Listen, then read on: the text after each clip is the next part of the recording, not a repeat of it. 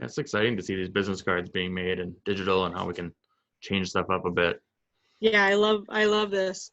So the first thing I did when I came in here is I selected mobile view, just so I could see what it would look like on the cards. Sure. Now, the size in here is actually a little bit more narrow than an actual cell phone. So really all I did was just build this out. So this is just an image. This is a text box. Mm-hmm. And then these are images that I created and then brought in. I put them all inside of a link box. Okay. So I put a link box and then I put my button inside the link box. Sure. And so that's what I did for all of that. Now you can't make a landing page without having one of the functioning widgets on it. Yep. So because this is a mobile business card, it made total sense just to put the mobile app widget on there. That does make sense. So that's the bottom, and there's no other footer on this page at all. It's just the that mobile app one. Okay. And then the business card. So what size are you making those graphics in? Do you remember? What size did I make them? Yeah. I actually make them all really big, and then I just scale them down. So when you select any of the items and you go up to the paintbrush, then I go to dimensions, and I put a max width in there, but I leave everything else at auto. So that way, if somebody opens it on a tablet, it gets a little bit bigger. Ah, so that helps with that. Because I was wondering how you got it to look so almost mobile responsive. Yeah, it all depends on what you put in your dimensions over here. And so your max with what is that number? I can't quite read. Is it 800? 600. 600? Oh, that one's 500. For 500? For the tablet one, it's 500. Okay. And then on the computer, so if you go to the computer screen, it's also max 500. On the computer screen, it spreads it out a little bit, but that's okay. Not many people are going to look at a mobile business card on a computer, so I wasn't really concerned about that. So are each one of those different numbers when you switch between computer, iPad, and phone, or is it? It can be. It can be if you want it to be. Most people build in the computer layout, which is fine, but you have everything that you do in the computer layout automatically pushes down to the smaller views. So if you're working in computer layout, it automatically, any settings that you change over here for dimensions, typography, or decorations, those all push down to the other views. However, if you're working in one of these, so mobile view or tablet view, those do not push up the other direction. Okay. So that's why you have to manually change them when you start working in a smaller view. Sure. You'd have to manually change everything to match the other sizes. Got it. But that allows you then to make your mobiles to fit perfectly if you started from the big desktop, and then you can fit everything. Yep. So by selecting the size here, I put the max size in, but left everything as auto. The auto is what makes it auto responsive. So for instance, if I go back over to Ellen's and I open up this virtual real estate one, this one's taken me 2 days to build this. I started working on this one yesterday because I really needed to have this ready to go for when my ad with the video goes live tomorrow. So I really have spent a lot of time making sure that all of these things size-wise work, so that when I change sizes, that it actually, the sizes look good on any size. And I have multiple phones. So like Ellen owns 2 different generations of an iPhone. I have an Android phone, and then we have our tablets. So I've been testing these on all of those devices to make sure that they're going to look the way I want them to, because the layout is the hardest part to get right. Exactly. That's why I was impressed when I saw yours. I'm like, you really have the layout figured out. We need to talk, because I wasn't I'm like, this looks cool. So So this part here is the hardest part when you're starting to get into the body of something. Okay. Is trying to make it, and you'll notice the picture got smaller there and the font got smaller. Mm-hmm. That's because I went into the dimensions, and so if I'm on the full size screen, you can see that this is one of those 1-2 cell widgets. So if I'm over here on the layout blocks, I selected this 1-2 section. It comes in as a 50-50, but I changed it. So for instance, on the image side, it's 40%. And then on the text side for the cell, it's at 60%. Okay. And that's what people sometimes will forget to do, is they'll change the width of one, but they won't change the width of the other. Sure. So you have to make sure that everything makes sense and it actually totals 100% if you're using percentage. Also, if you only type a number in the box without putting the actual percentage sign, it's going to go to pixels instead of percentage. Got it. So make sure that you change things to percentage. And then, for instance, this is the computer screen layout. If I go down to mobile view, you'll see that these numbers change. The text part I wanted wider so that it's still legible, and that goes to 70%. And now this cell that the picture is in goes down to 30%. Okay. Now, sometimes we would see when this would go to mobile, we'd see that photo go to the top and the text go to the bottom. Is that a way to do that? Exactly. Not yet. The way they've got it, there's not the boxes are not responsive to assign priority to say which one needs to go to the top.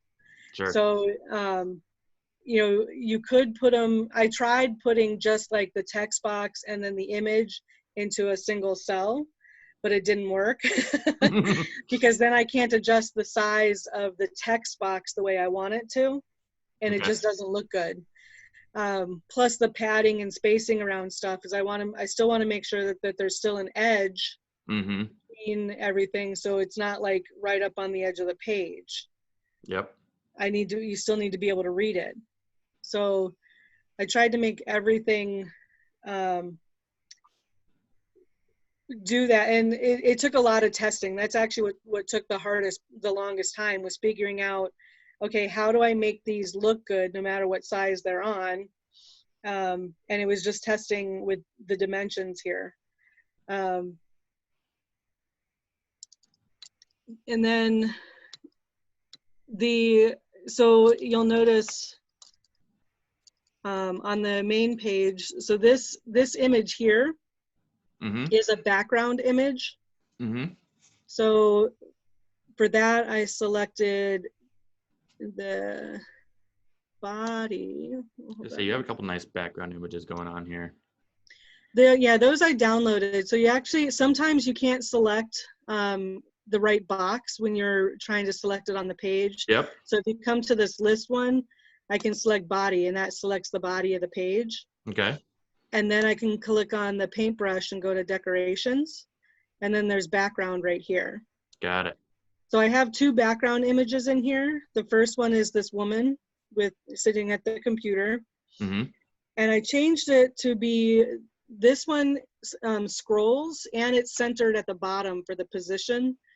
That way, depending on, I want to be able to see the bottom part of this first, because that's where the computer and the iPhone are. So if I change this to one of the other views, you can see some of her face.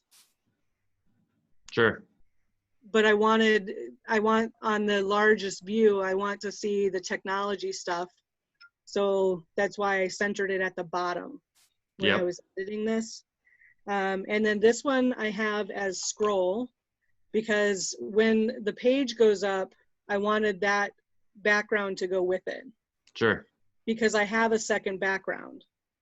That was cool when I saw that. That's where the second background's coming from, because it's static. Okay. So now I gotta go back to body. See, I touched my screen with my finger, so it came off of body.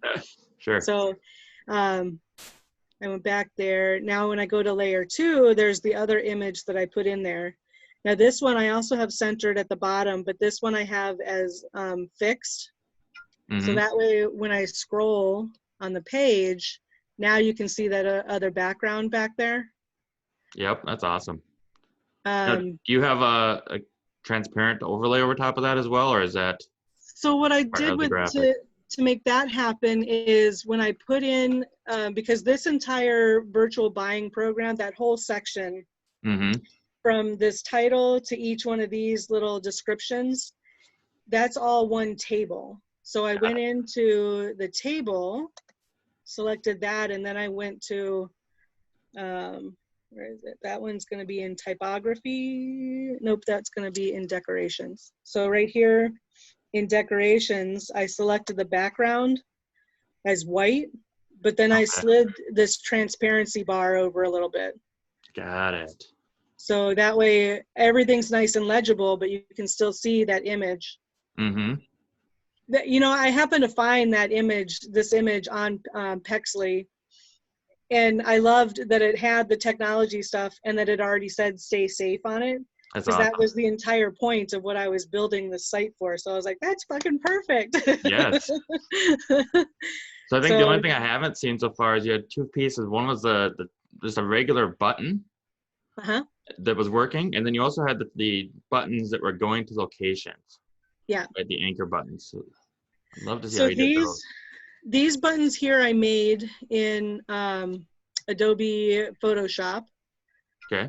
I made them, I put the beveled edges on there, and then I had the embossed lettering. And so these buttons, when you're on the live site and you click on them, select that page. Come on. So when you click on the button, it jumps down to that section.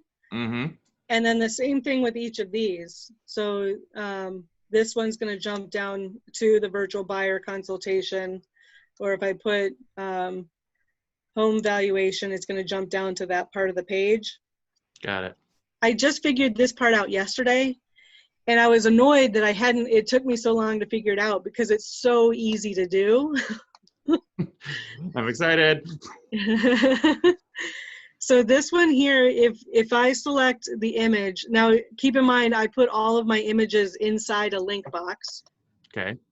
So you select the link box, and then actually the first thing you have to do is determine where do I want this link box to go. So you got this one good as far as getting it in the right location too, like even spacing wise, right? That's because I'm anal. I'm really anal when it comes to making things look pretty. So what I normally do is I'll put things in there. I put both of the link boxes in there, and then I centered them in the cell underneath the text boxes. Like these are two different text boxes. So I just plopped two link boxes underneath there and centered this whole cell. So this cell itself is centered. And when this changes sizes, so if I go down to the mobile size, because those link boxes are right next to each other, that's when they automatically go underneath each other like that. So there's one on top of each other. And that's sequential. So whichever one's first, obviously, it's just going to slide underneath whichever ones you got. So how do we link them? So now, how do we link them? First, you have to decide where you want them to go. Okay. So this one obviously is the virtual buying program. I want it to go to this first table, which is all of the descriptions of virtual buying program.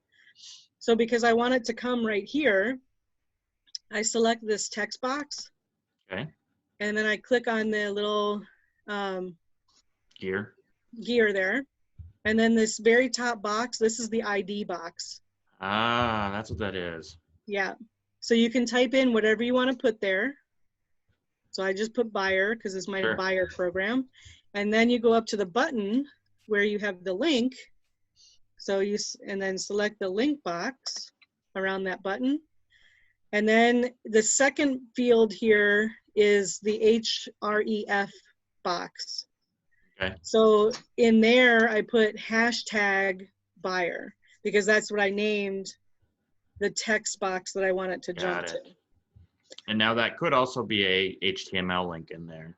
Correct. Yeah. So you could go to any other website as well if you wanted that button to go to. Right, and it doesn't have to be an HTML link. For instance, on the, and I'll show you this as well. Or as you were showing it, downloading of the. These are all the mobile card links. So if I jump over here to my mobile card, for instance, this one here is just an image. This is actually what our business card looks like. I don't think I have one next to me now. But yeah, I made this match our actual business card. And so when you click on this, this takes us to our Google business page. Sure. That way people can see all of our Google reviews, map to our office, whatever. And then obviously this doesn't have any links in it. This is straight up text. And then these buttons, for instance, text me. The link that I put to that one is this text right here. It says SMS, and then it has the phone number in there. But then it also, if you click on it on your cell phone, not only is it going to open your text program on your phone, your text app on your phone, it's going to pre-fill that text box to say, ooh, I'd like to chat with you more about my real estate goals. So that way it's automatically creating the message, so all they have to do is hit send. That's after awesome. they click that button. And then the same thing with the mail too. Sure, yeah. Yep. So it's got a message in there. The Google, so this is that Google Drive I was telling you. I made the VCF card. You can just download right out of your contact from Google Drive, yep. Yep. And then the last one is just a link to the page. So you're hosting that on Google Drive, and then you're sharing that using that shared link. Yep. Well, this is awesome. I got to run, unfortunately, but I appreciate you sharing it with me. Yeah.